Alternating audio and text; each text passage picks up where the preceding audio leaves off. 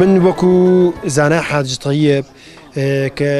دوکانی باوکومێکێکە لە کۆنتترین دوکانەکانی سلێمانی نزیکەی زیاد لە 55 ساڵە مەکاری بەهارات و گژوژیا و زەی دەکەین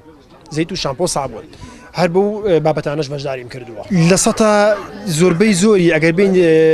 لە کۆڵنەوەیەکی کورتی لەسەر بکەین ناوخۆکەی زۆر کەمە بەهۆی ئەوەی ئێستا زۆربەی زۆری شت لە دەرەوە بۆمانێ بە تایبەت هیندستان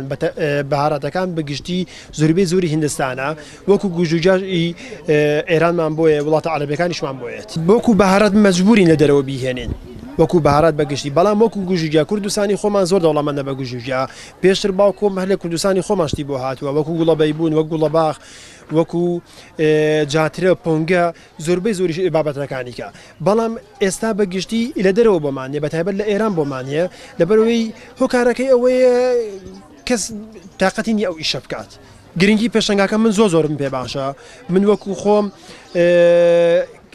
هەلێکی کارە بۆ گەنجان ئەمە یەکەم دووەم لە ڕوویەکی کەوە زۆر کەسەیە فەرمانبەرە زۆر کەسەیە ئیش و کاری